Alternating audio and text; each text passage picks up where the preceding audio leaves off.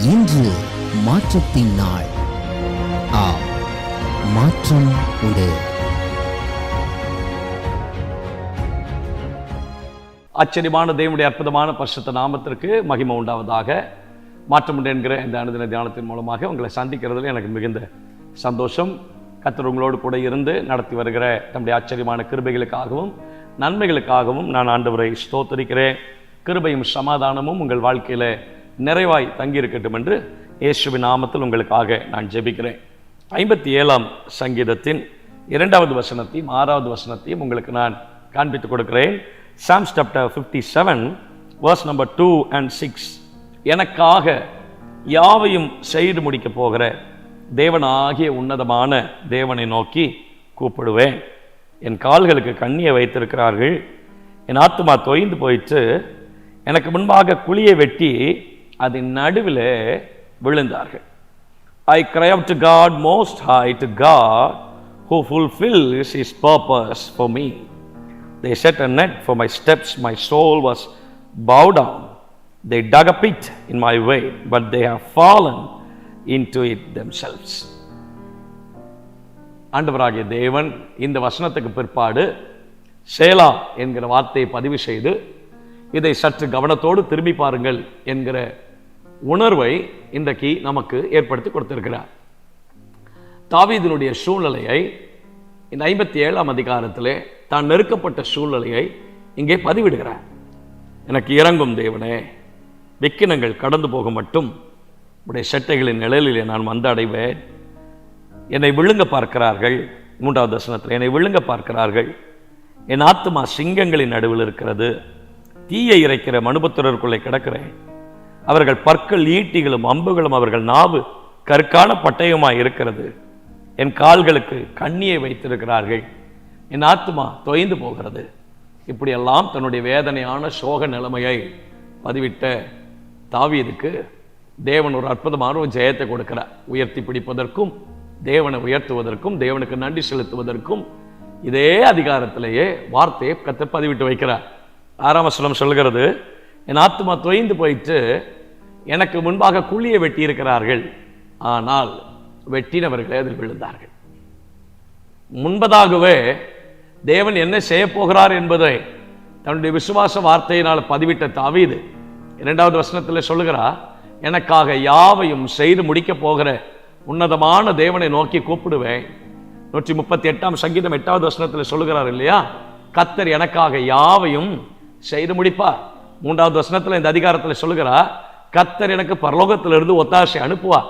இதெல்லாம் தாவீதினுடைய வாயிலிருந்து வந்த விசுவாசமான வார்த்தை. எனக்கு விரோதமாய் தீமை செய்தார்கள், தவறாய் பேசினார்கள், குழியை வெட்டினார்கள்.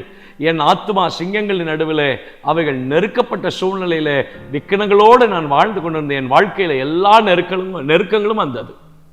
இந்த வேத வசனத்தையும் அதிகாரத்தையும் வாசிக்கும் போது உங்கள் வாழ்க்கையில துரத்தி வருகிற எத்தனையோ பிரச்சனைகளும் சூழ்நிலைகளும் பாடுகளும் உபத்திரவங்களும் தேவன் அவைகளை அறியாமல் இருக்கிறதற்கு அவர் அநீதி உள்ள தேவன் அல்ல. எல்லாவற்றையும் அவர் பார்த்து கொண்டு தான் இருக்கிறார். ஆனால் இவை எல்லாவற்றிலையும் கர்த்தர் அப்படியே நம்மை விட்டு விடுவாரா? நிச்சயமாக இல்லை, நிச்சயமாக இல்லை. யார் எனக்கு குழி வெட்டினார்களோ அவர்கள் குழியிலே விழுந்தார்கள். ஆமென்.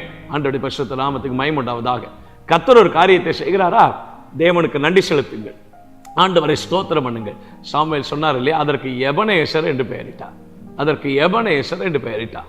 மோசே சொல்கிறார் இல்லையா, அவர் யெகோவா நிசி, எல்லாமே ஜெயம் கொடுக்கிறவர் அவர்தான், கூட இருக்கிறவர் அவர்தான், வாழ வைக்கிறவர் அவர்தான், எல்லா சூழ்நிலைகளையும் என்னை தப்புவித்து நடத்துகிறவர் அவர்தான் என்று தேவனை மாத்திரம் உயர்த்தி கொண்டே இருங்கள். உங்களுக்கு விரோதமாய் குழி வெட்டினவர்கள் அவர்களே அந்த குழியில் விழும்படிக்கான சூழ்நிலைகளை கர்த்தர் ஏற்படுத்துவார். இன்றைக்கு உங்கள் எல்லா சூழ்நிலைகளுக்கு மேலே எந்தெந்த இடங்களில் தோல்வி கண்ட சூழ்நிலைகள் இருந்ததோ, தோல்வி கண்ட எல்லா காரியங்களிலேயும் இன்றைக்கு தேவன் உங்களுடைய கரத்தை பிடித்து தூக்கி நிறுத்தி பியூட்டிஃபுல்லாக எழுதுகிறார். 3வது வருஷம் எனக்கு ரொம்ப பிடிச்சிருக்குது. அவர் பரலோகத்தில் இருந்து ஒத்தாசை அனுப்பி என்னை ரட்சிப்பார். என்னை நிந்திக்கும் போது எனக்காக பேசுவதற்கு ஒரு தேவன் ஒருவர் இருக்கிறார். என்னை தள்ளி குழியிலே விடும்போது என்னை தூக்கி விடுகிற தேவன் ஒருவர் இருக்கிறார். என்னை தூக்கி விடுகிறவர் மாத்திரம் அல்ல, எங்கே இருந்து அந்த பிரச்சனை ஆரம்பிக்கப்பட்டதோ அந்த பிரச்சனைகளை வேரோடு அழிப்பதற்கும் அந்த பிரச்சனையை குழியிலே தள்ளுவதற்கும் ஒரு தேவன் ஒருவர் உண்டு. இன்றைக்கு அந்த ஆண்டவரை மாத்திரம் உயர்த்தி பிடியுங்கள்.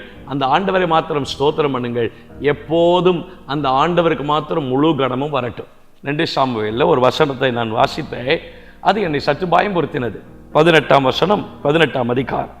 அப்சலோம் உயிரோடு இருக்கையில் என் பேரை நினைக்க பண்ணும்படியாக எனக்கு குமாரன் இல்லை என்று சொல்லி ராஜாவின் பள்ளத்தாக்கிலே தனக்கென்று ஒரு தூணை நிறுத்தி அந்த தூணுக்கு தன் பெயரை தரித்திருந்தார். எப்படி பார்த்தீங்களா? என் பெயரை நினைக்கும்படிக்கும் தனக்கென்று தன் பெயர் மேலே வருவதற்காகவும். இல்லை இல்லை இல்லை இல்லை இல்லை இல்லை. கர்த்தர் என்ன செய்தாலும் எனக்கல்ல, மகிமை அவருக்கே. அவருக்கு தான். மோசே அதை அறிந்திருந்தார். அதனால தான் சொன்னார், உயர்த்தப்பட்ட மோசையின் கரங்களோ, தாங்கி பிடித்த ஊரின் ஆரோனின் கரங்களோ, கீழே யுத்தம் செய்து கொண்டிருந்த யோசுவாவின் கரத்தில் இந்த பட்டயமோ யோசுவாவின் கரங்களோ அல்ல, Jehovah Nissi. God is my banner. அவர்தான் என்னுடைய ஜெயக்கொடி. சாமுவேல் சொன்னது போல அவர்தான் எபனேசர். அவரை உயர்த்தி பிடியுங்கள். அவர் பரலோகத்திலிருந்து எனக்கு ஒத்தாசை அனுப்பினார். அவரே குழியிலே தள்ளினார். அவரே எனக்காக யாவையும் செய்து முடிக்கிறவர். அவரே அவரே அவரே. எது நடந்தாலும் அவர் உயர்த்தப்படட்டும். உங்களை எந்த சூழலையும் சிறுமைப்படுத்த கர்த்தர் விட மாட்டார். கர்த்தாவே, எங்க வாழ்க்கையில என்ன நடந்தாலும் உயர்த்தப்படக்கூடிய தேவன் நீர் ஒருவர் மாத்திரம்தாப்பா. நீர் ஒருவர் மாத்திரம். நீர் எபினேஷர். நீர் ஆண்டவரே ஜெகவனிசி.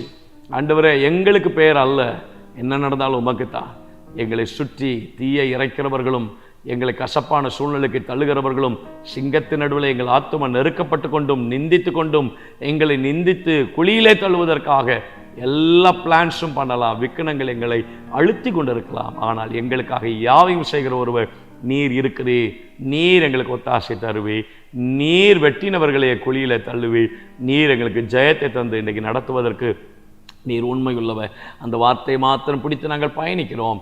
கிருபை அதிகமாய் தாங்கட்டும். இயேசுவின் நாமத்தில் ஜெபிக்கிறோம் நல்ல பிதாவே, ஆமென். May God bless you. God will be with you. சோர்ந்து போக வேண்டாம், தைரியமாக இருங்க. ஆண்டவர் உங்க கூட இருந்து நடத்துவார். ஆமென்.